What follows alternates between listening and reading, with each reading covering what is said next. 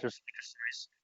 Um, I'm Aaron Fung. I actually don't work at LinkedIn anymore, so I have the privilege, I know, and honor of being a LinkedIn alum. Before I left, I was the culture lead for the LinkedIn Nation Alliance, and so today we are very fortunate to have Vanessa Du here. Don't know Vanessa. She's the co-founder and chief sales officer for Health Aid Company. Hopefully, you've had a chance to try her products, which are in quite a few different stores throughout the United States now. We'll actually talk a little about her background in a second, but the main impetus for this conversation is a post that she put up on LinkedIn about 7 or 8 months ago, related to her identity growing up as a Chinese American, the child of immigrants, and the reconciliations that she went through, which I think many of us in this room can appreciate, if not completely understand. So with that said, Vanessa's background really does span quite a few different things. She was in pharmaceutical sales for a number of years before attending the USC Marshall School of Business, at which point she and her two co-founders for Health Aid decided to form their company. You've been around 8 years now, and you've gone from the three of you to how many employees? Over 300. Can you guys hear on the great, okay. So 300 employees, 8 years, obviously a lot of growth and really strong market presence. So thank you for being here today. Yeah, happy to be here. Great. Well, we need you to speak in the microphone. Oh, okay. Happy to be here. So the way it's going to work for the rest of today is really just, I just gave you Vanessa's intro. We'll spend the majority of our time in a fireside chat type format. And then at the end, we'll end on some Q&A. For those of you here in the room in New York, we also have Health Aid Kombucha for you to take home and tell your friends about. 4 different flavors. I see someone pumping his fist in the back. Thank you. And just again, for a little bit of context on why we're here, the LinkedIn Nation Alliance has a number of different programs. I can't say we because I don't work here anymore. They, is that awkward? They? We, okay, good. That we are really hoping to bring to you over the course of the next 6 months to a year. And what we have here, obviously, today is one of our Perspectives speaker series where the goal is bring in a perspective from the outside, learn about something different in the case of entrepreneurship, finding your own courage, finding your own identity.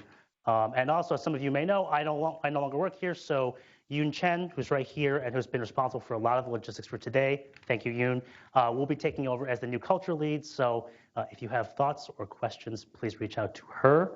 But really, I think the point of why we're here is to hear from Vanessa, not from me. So I think to kick it off, what I'd love to do is kind of just lead in with this idea of how we kind of got together in the first place. And that post that you wrote on LinkedIn, and for those of you who haven't read it, is really a story of how you grew up as the child of Chinese immigrants. Were they both engineers? Yeah. Double E. Double E. You faced judgment from non-Asian classmates and all the way to kind of reconciling these feelings about your own Chinese identity. So throughout all of that, how did you ensure that your voice remained authentic and not someone else's? Yeah, so thank you, Aaron, for introducing that. So a little bit more about that story and then getting into the voice and my own authentic voice. So, my parents, as most immigrants, worked really hard to provide a better life for us. And, with that, afforded me and my sister, a fairly sheltered upbringing where we lived in a very homogenous neighborhood. And with that, I felt like I always lived 2 lives.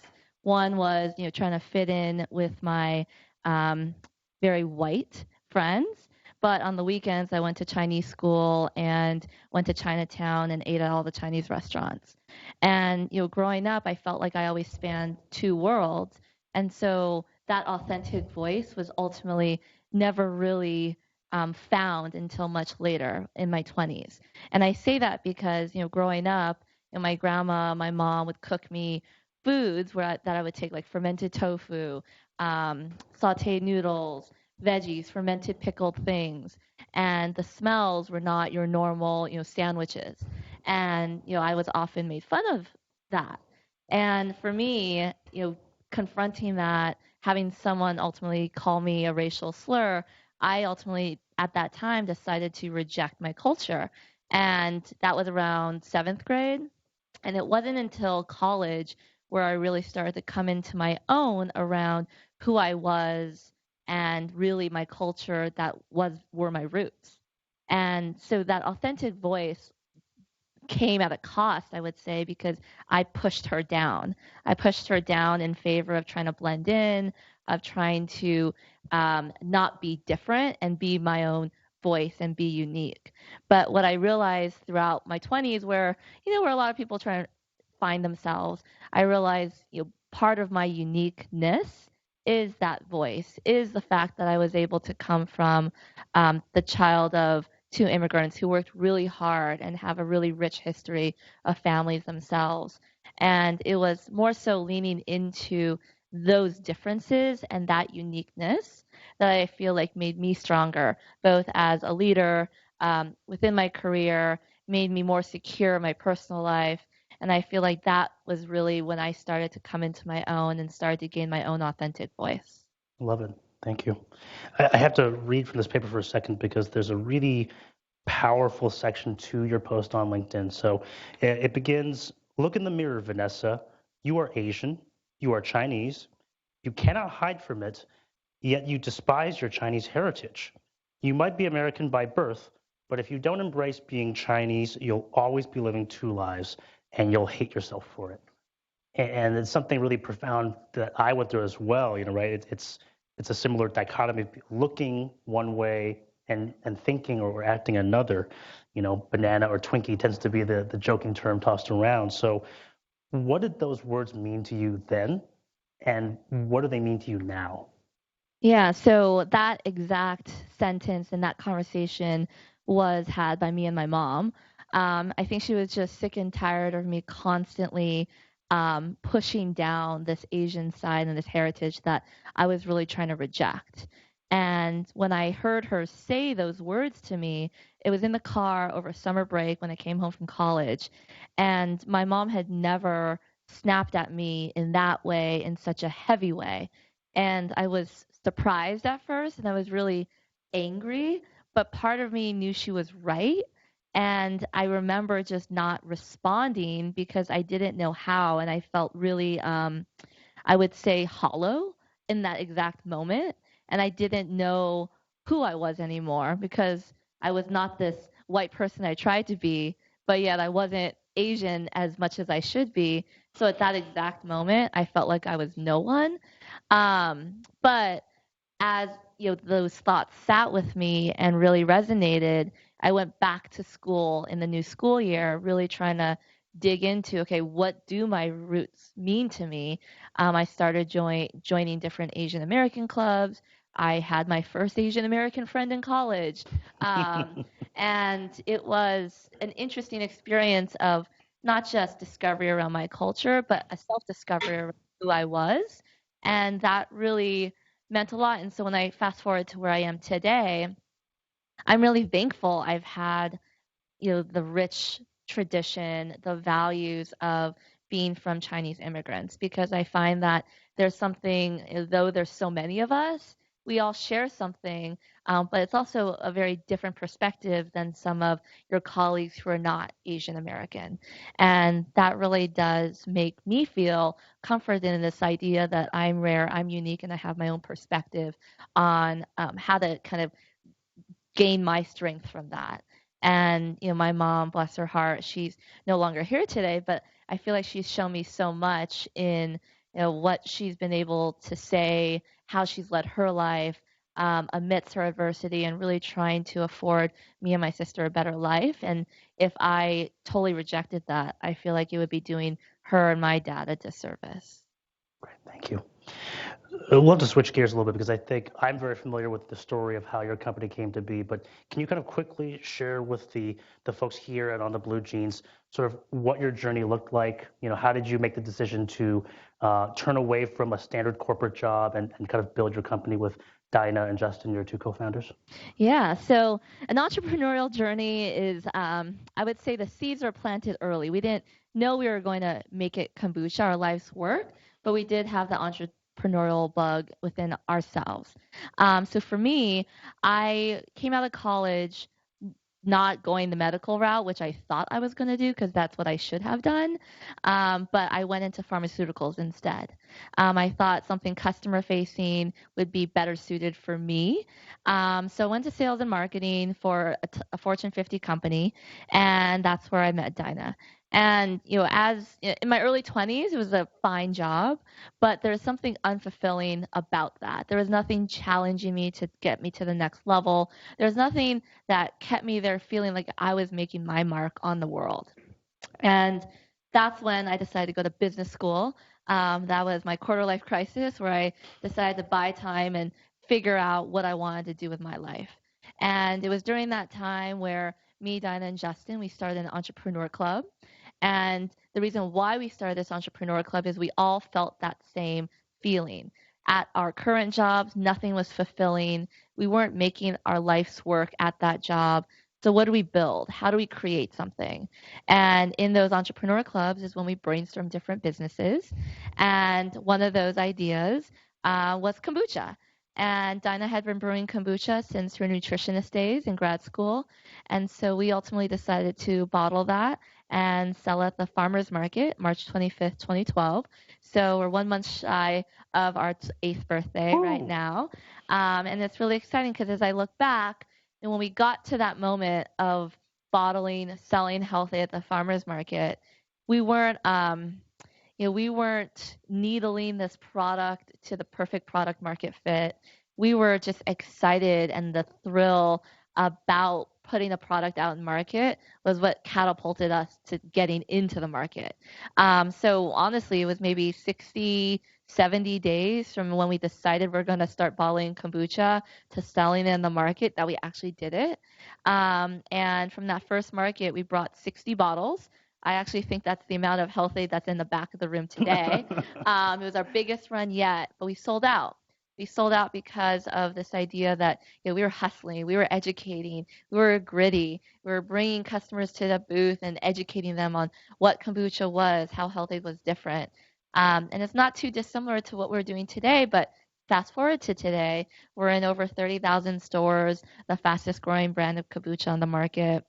We have over 300 employees, and it's been an amazing ride. But throughout it all, we still have kind of at our core this idea of follow your gut, the values that we started with, which is grit, this optimism about creation, and that is still what drives the company. And I love that tagline, follow your gut, because it has so many plays on words, right? Not only for the fact that you are selling kombucha, but that you just talked about this idea of going after is telling you. It's not just what is prescribed or what people tell you you should do, but rather what at your core is something you're good at or you want to do or there's an opportunity. Very cool. As you built the company and made mistakes and learned, how did you seek out advice or mentorship or people to provide perspective when you didn't have any? Yeah, so in the beginning of building this company, it was more so who are leaders in the industry of CPG, specifically beverage, that I can talk to and learn from. I felt like those first couple years, I was like a sponge. I was trying to connect with the brands I loved and understand how they did it. But what was interesting is talking to these, industry vets, if you will. Everyone had their own story, but that wasn't necessarily the exact playbook I thought was right for health aid. And so what was important is to talk to these different business leaders that I admired how they built their businesses, take that in, distill it, but also understand what is the best way to bring those inputs into health aid, because it's not one size fits all. One playbook for one company doesn't work for another company. So that was the first couple years. I would say in over the last 4 years, I would say for me, it's been more of a journey on female entrepreneurship and then also Asian American entrepreneurship. As I started to stick my head outside of my whirlwind hole of building a company, I started to see that there weren't many people who looked like me around the table of CPG at the events that I went to, even the events that I speak at.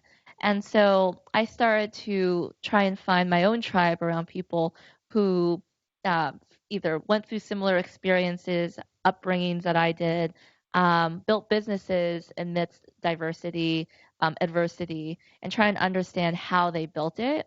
And also, I think I needed a comrade in validating my feelings too, because it's not something that a lot of people share. And I think it's really good to commiserate, but also celebrate in that. And so for me, I've been really reaching out to other Asian American leaders, whether it be in CPG or tech or entertainment, because I don't view kind of just what we do as beverage manufacturers in a silo. I think there's wonderful leaders across different verticals that I want to be able to learn from, and that's kind of who I've looked to over the last couple years. Great, thank you. It's funny looking at your title, Chief Sales Officer. It's not something that you would always expect, right? And I think that one thing we discussed at lunch is this idea that sales is a very different thing especially for a lot of Asian families. Like, no one gets groomed from being 5 years old to be like, oh, you're going to go be number one salesperson at this company. It's usually something much more stereotypical. So when you think about, the pressures that Asian families or individuals put on themselves, what advice do you have for anyone here, elsewhere, whether you're in GSO or GTO or any of the various organizations within LinkedIn? Like, what advice do you have for people who, are thinking about sales or are in sales and maybe don't see a lot of people around them?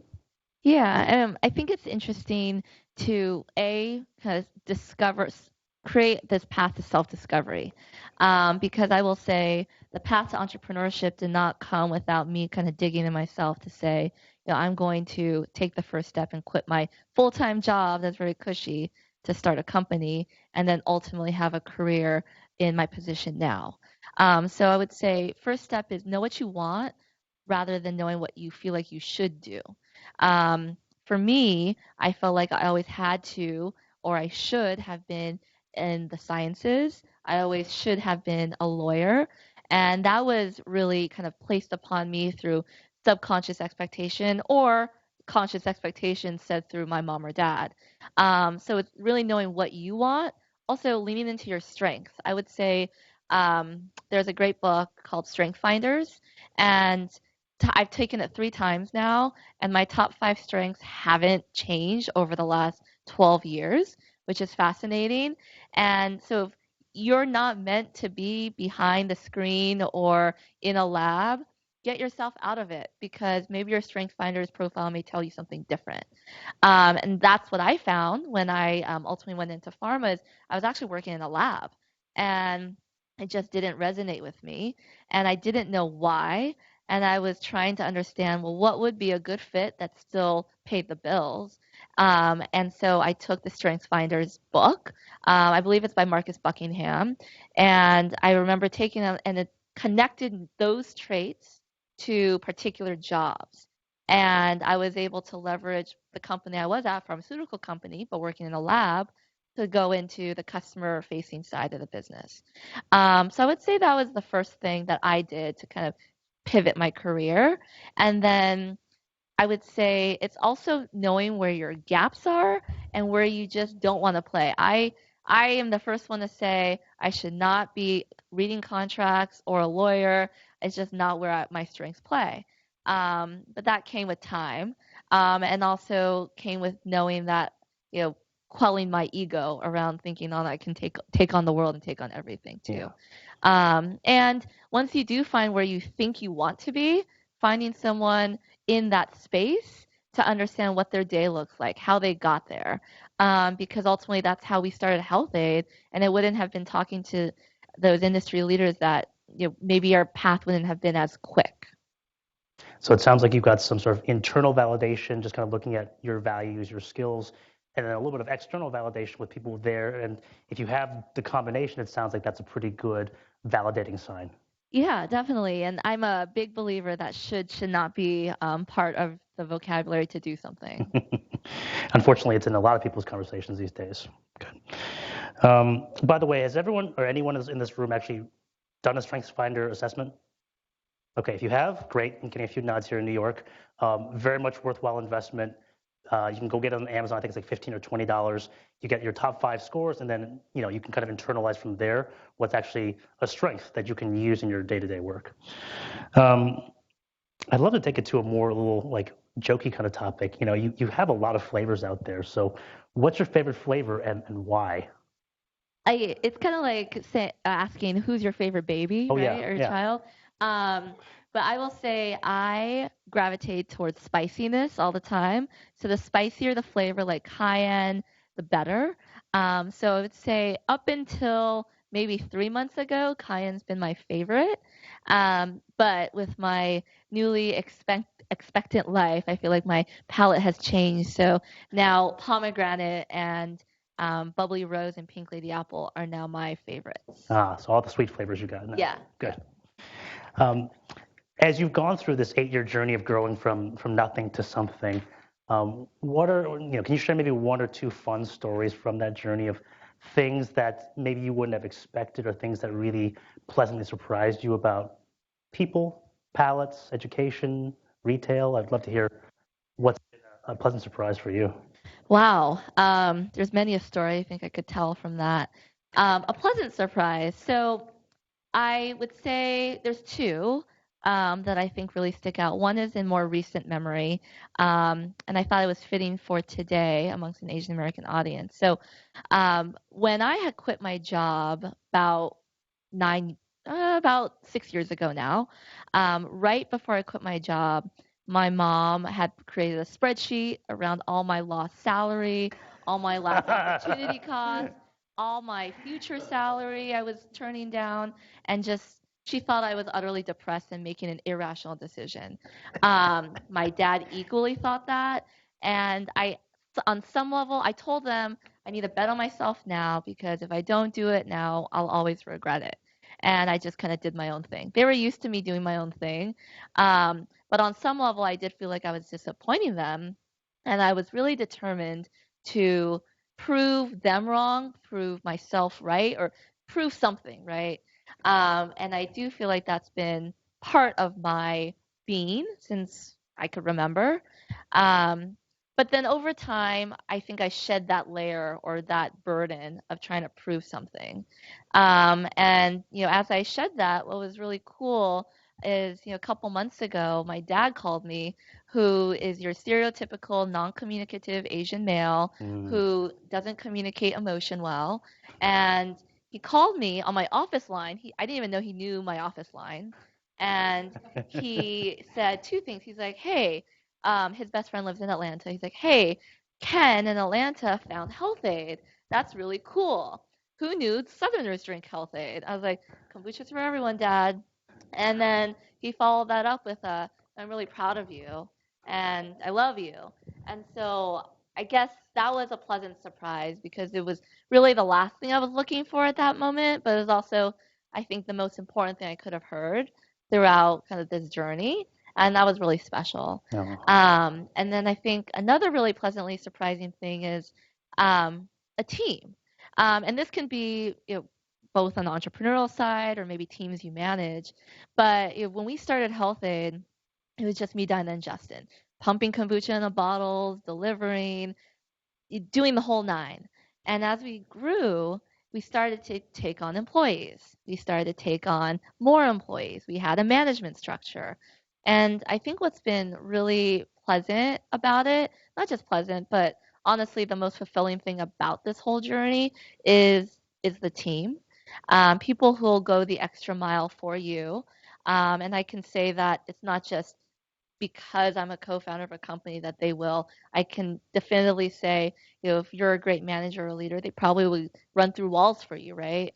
And so it's been really amazing to see what people can create because before it was us creating it, and now we do very little of the creation. Actually, it's actually the team doing it. So for me, that's been one of the reasons why I get up and do this every day is because of them. And I can say that even in corporate America, those who manage a team, you probably see the same things, or you don't, and you need to make changes, and you start to build that from scratch again. And that's kind of the cool part about being a leader, is seeing that people development and see that kind of take shape. And that's through you. On those lines, it's interesting because we talked a lot about how entrepreneurship doesn't have to be drop your full-time job and go create a company from scratch. You can take on entrepreneurial ventures, even in a corporate job like many of us in this room have. So for those people who are listening, a little bit of courage or inspiration, or maybe just even asking a question as to, how can I let that entrepreneurial bug out? What advice would you give an engineer, a recruiter, a marketing manager here to embrace that? Yeah, so I would say the first thing is be proactive in seeking out what you want. The answer is always no unless you ask. Um, and I think back to when I was in pharmaceuticals, I think I was unfulfilled for multiple different reasons, but also I wasn't trying to carve out this world that I thought I wanted. I didn't design my career there.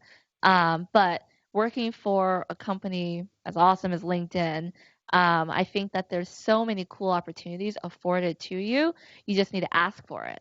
Whether it's being part of a different project, whether it's maybe mentorship of an area of expertise that you're really excited about. Maybe it's getting a mentor in an area you're excited about. I think there's little steps to take that help get you where you want to go, but it's ultimately knowing yourself and where you want to go to take that first step. And it doesn't have to be big steps. It can be as little as saying, good job, Vanessa, on killing it in that meeting today, because maybe you really wanted to work on speaking up in meetings, and that's really important to your own development. Take that. That's the win for you. So it could be as little as that, or as big as going for a huge promotion. But ultimately, it starts with knowing where you want to go, and the first step to get there can be as small as you make it. It sounds like your time both in the corporate sales role as well as in your sales role now, you've learned to deal with rejection frequently and yet use that as a source of inspiration. So for any folks who maybe are less comfortable with the no's, the ABCs of sales, what actions do you think people can take just to get more comfortable with that? Maybe something in their day-to-day job or life? Yeah, I mean, maybe there's two things. One is healthy detachment, I would say. I would say that it's really easy to take that maybe first no or that rejection really personally, right? Is it me? Did I not look that cute? Did I say something wrong? Was something off-putting about my presentation? But at the end of the day, I think it's important to detach the personal side from it, to understand as objectively as you can. Easier said than done, I know. But that detachment helps you look at it in a way to improve. And then second is, I meet a lot of people with huge egos in this world of CPG, whether it's board members, advisors, investors, other CPG executives. And I would say that's the quickest way to kind of have this snowball downward, where you're never kind of living up to what you could be, because you're always thinking that um, you're the best. And so I would say trying to detach your ego from where you're really trying to get to is an important piece of it. And at Health-Aid, we have a whole team of people who try and detach the ego from the actual work, and that's why everyone is so willing to go above and beyond for each other. And I think that's an important piece about learning and development, is the ego piece, and really trying to step away and being the bigger person to get better. How have you taken some of those lessons and applied them to the company? Because by your own admission, you grew very rapidly. You had a large number of people working for you, and you yourself could not do everything. So you had to trust that other people would be responsible enough to produce and to create and to bring ideas. So how did you connect that, like, actual requirement of like managing people to that idea you just mentioned? Yeah, it's hard. Yeah. It's a practice and it's a discipline that you constantly have to practice, I feel like. So in the beginning, when we went from doing everything ourselves to bringing on a team, it was, I would say I had to exhibit all sorts of emotional intelligence to make sure I wasn't, you know, crazy micro or too macro and detached from the business. So it's this space that you give.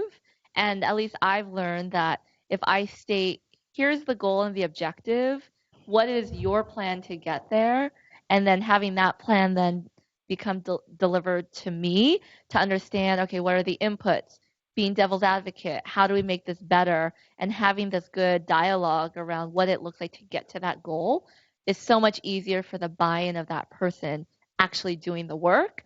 And then I feel a little bit better knowing that, okay, I've had my hand in it too, to know how it will get there.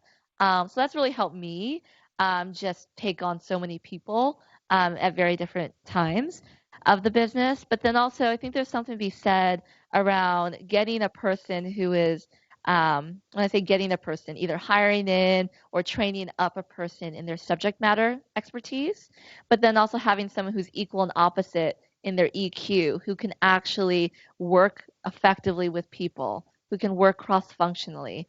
And if they don't have that, it's going to be really hard to get the ball over the end zone line because you need to do that as a team.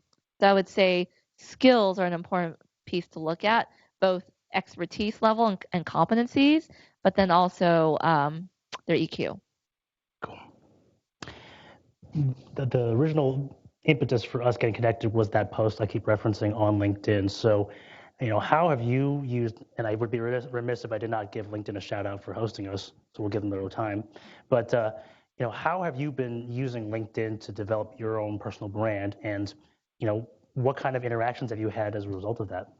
Yeah, wow. Okay, so I will say I'm a LinkedIn convert. So I had an active LinkedIn profile maybe for, I don't know, 7 years of my life. And it was very inactive until maybe a year and a half ago.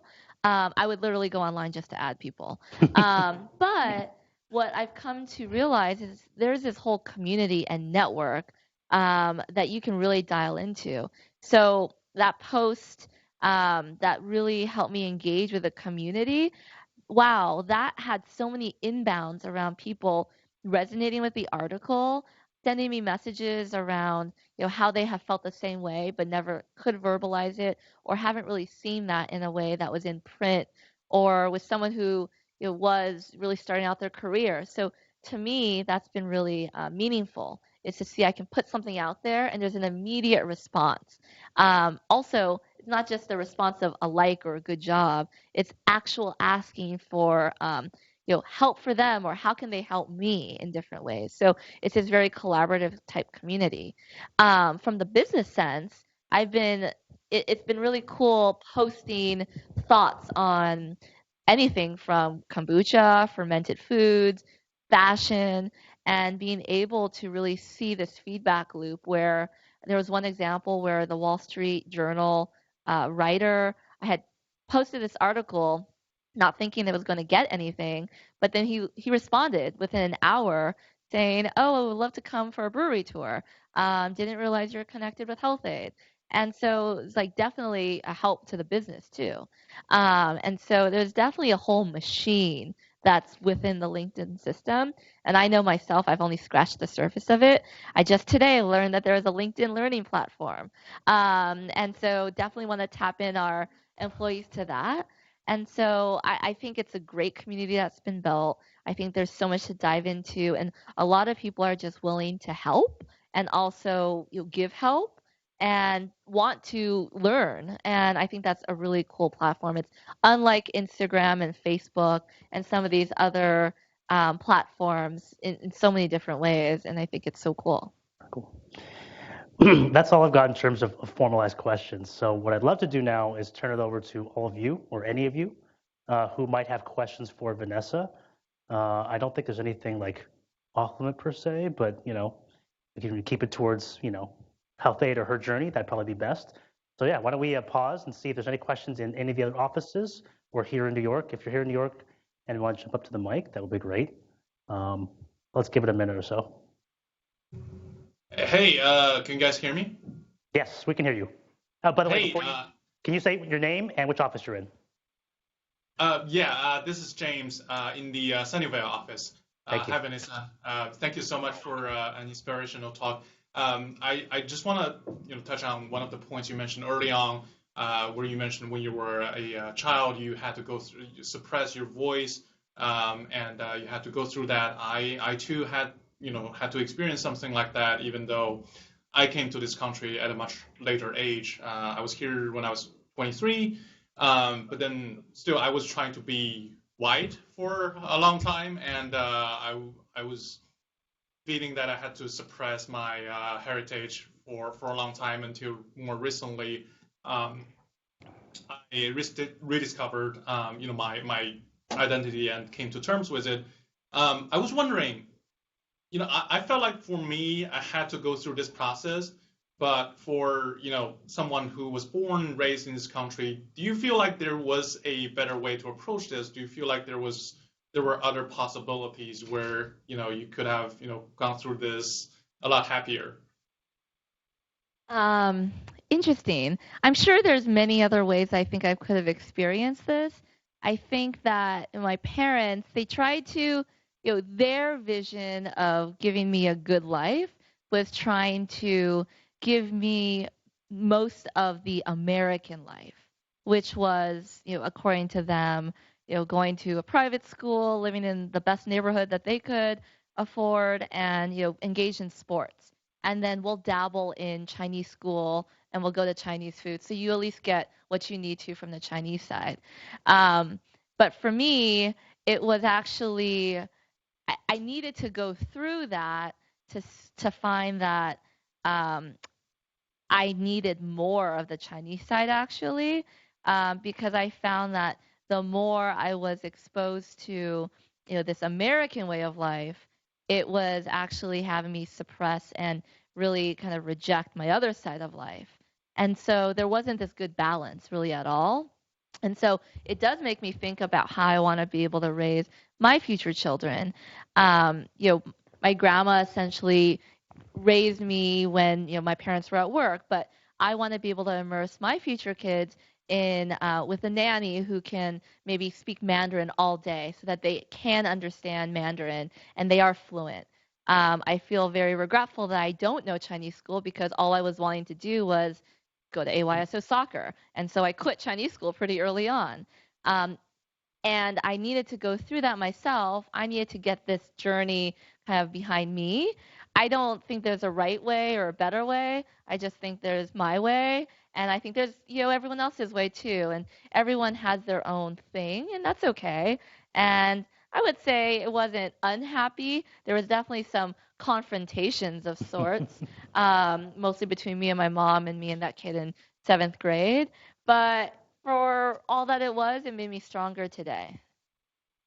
All right, thank you very much. I too have been thinking about what's best for my son, who's 2 years old now. Really appreciate your answer. Thank you so much. Yeah, thanks. Thank you. We have one question here in New York, Miguel. Yeah, hi, this is Miguel. Vanessa, first of all, thank you for your time and the kombucha. So I am not an entrepreneur, and so I wanted to ask, what's the one biggest myth of living the entrepreneurial life? Oh, wow. Okay, so I think one myth, well, I'm going to go with two, but one is that we are rolling in the dough, because that is not the case, and living a jet set life. So I travel a lot for work. I'm seeing teams, I'm doing events, I'm meeting with customers, and I think my friends just see my life and maybe they're thinking, wow, you get to go to these cool places and cool events, and wow, your company is the fastest growing company, and you just surpassed $100 million in retail sales. Surely you must be living the life in many different ways, which is exactly the opposite. And so, not to say that people don't get to enjoy that, but I will say, me personally, I am on a plane every 12 hours, it seems like, this week. I'm not really seeing anything in New York. I am going to think about how I'm going to pay my bill for the hospital, right? So there are different burdens of responsibilities that just like normal responsibilities, and nothing is just made and handed to us. I would say the second myth is, that we just woke up like this. Oh, I just woke up and started a company. No, it took a lot of anxiety, sweaty palms, tears, blood, a lot of that to actually get us where we are. And it wasn't like a Beyonce moment of I just woke up like this. That would be awesome if that happened. It would be awesome if it were the case, but it came with a lot, and we paid the price with it, mostly our own physical being. Thank you. Yeah. Another question here in New York. Hey, Vanessa. My name's Christian Janis. I'm in the sales organization here at LinkedIn. Thanks for being here. And I was really excited to see you today because a podcast that I love is called How I Built This. And it's all about how founders brought up their companies. Some of the topics that they talk about are the biggest challenges or failures that happen throughout their time building up the company. So I was wondering if there was very significant failures or challenges that you faced, and what were the lessons and maybe some things that you wish you knew before starting this up that would have helped you with that? Yeah, that's a great question. So, failures. So I earlier mentioned that team, I think, is one of the best things and most fulfilling and pleasant surprises around building a company. But I would also say that people, and when I say people, just people not ending up being the right fit, and we had to let go for whatever reason. I ultimately look at that as a failure. And I say that because I think people are so meaningful to an organization. And, in the beginning, I think we were very just really trying to make anything happen and make anything work. And in those early years, we weren't negligent about who we brought into our organization. We really didn't know the finer points on how to manage, how to hire, who the best fit was for a role. Though they had the best intentions for the company, it just didn't align to the role early on. And so I think one of the biggest failures is maybe having a team early on that really had a lot of passion, but who was never really able to get off the ground because we weren't equipped to really resource them. We weren't really equipped to empower them. We were just busy trying to get orders out and saying, okay, let's get the next batch running. So I would say early on that was probably a failure. And then there's another one, and when you build a hard good and you get orders for that product, you better make sure you have enough product. And one example was in 2016, actually for the better part of 2016, for about 8 to 9 months. It's 7:30 now. You saw? Davidson, can you go on mute, please? Oh, sorry. Thank you. So for most of 2016, we were just building out our new brewery that we're currently working out of today, but our new brewery was not up and running yet. And so we had grown like a weed. We've planted our flag in the natural channel like Whole Foods and Sprouts, but we also just took on Trader Joe's. And so we didn't realize the fire that has caught with our brand in terms of the turns and people buying so much of it. And so that really caused us to go out of stock for most of 2016. And so that caused a lot of heartache, a lot of physical trauma, just trying to get out as many cases as we can. Also, you have personal relationships, both with your team and customers, to uphold. And so I would say the failure maybe was just a lack of foresight and planning, but at the time we didn't know any better to really try and get planning done 2 years ahead of when we know we needed to get it done. But I guess people said at the time having too much demand is never a problem, but at the time it definitely felt like a problem. So I would say that was one of our biggest failures, just because our team at the end of that year was just so tattered. They were we called it the apology tour because every week there was another customer to apologize for. There was another order that just had to get out and allocated to a different customer, but then you made this customer really mad. The operations team was at their wits' end. Literally, they were running on fumes. There was nothing good feeling in that year, but we came out of it knowing how to plan better. We came out of it with stronger relationships because keep in mind in that weekly apology tour, we had to really get in deep with our customers. So I'm happy to say we didn't lose any at the end of that year, but we definitely paid a high price for it, and both physically and emotionally. And I would say that's a huge learning as well. Yeah. Yeah, go ahead. So you talked about how your product is the fastest growing one. I'd love to learn about how your product differentiates within such a market that's very saturated and competitive. And how you're doing that. Yeah, great question. So I didn't talk much about Health Aid kombucha. So Health Aid, we make the best tasting and highest quality kombucha one can buy. And we've always differentiated on product differences. So the way we brew has been very authentic in the brewing fermentation process. We use small batches. We use all glass fermentation. We use cold pressed juice to really flavor everything. So that's what gives the flavor such a full body flavor on the juices. Nothing is muted in that sense. So I would say first and foremost, our product had to exceed head and shoulders above the rest because that was the only way to really get loyal customers. So for us, it's the product at its best. The liquid is delicious. Second has been our culture. So, I see it when I walk through these halls at LinkedIn. There is something palpable here that you feel.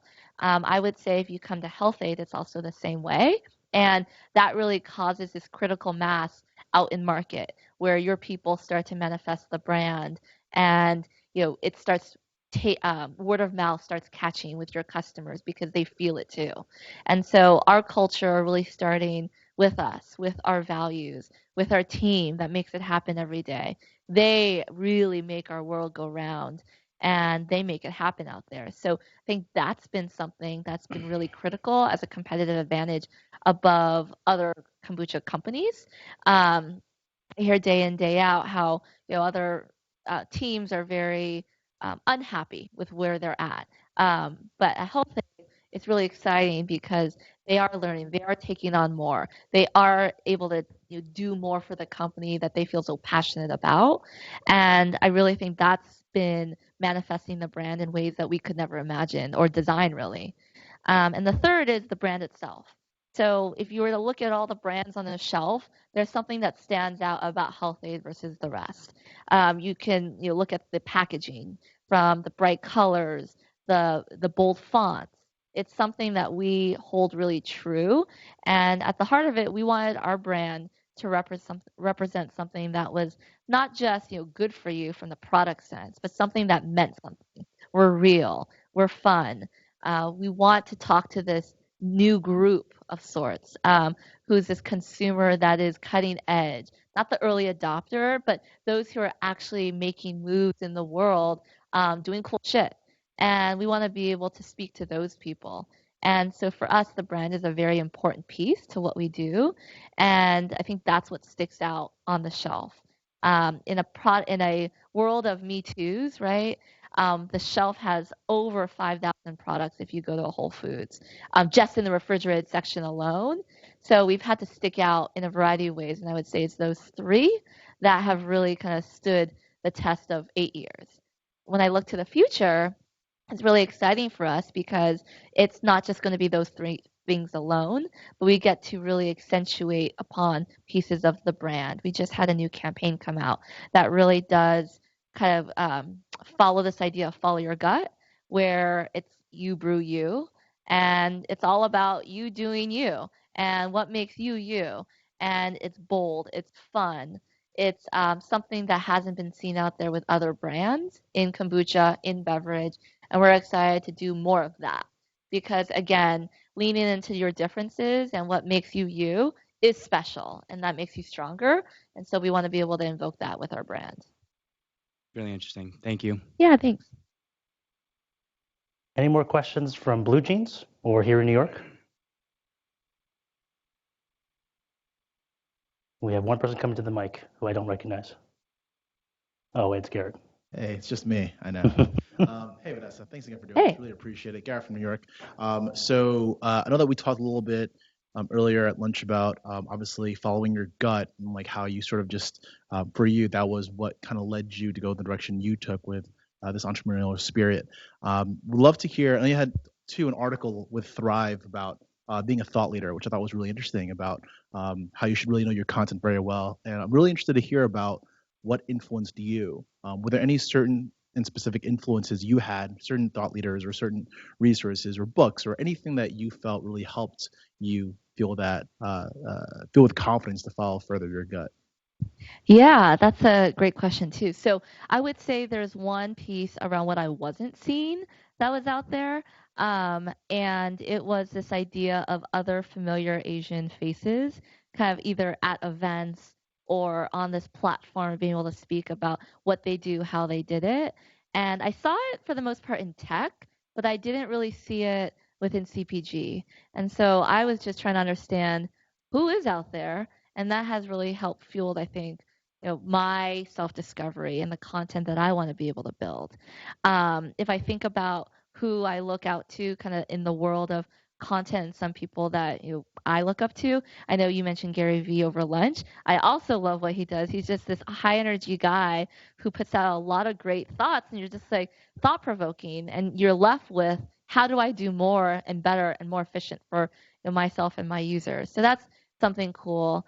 I look to other sources like entertainment and fashion, where I actually gain a lot of inspiration, I would say.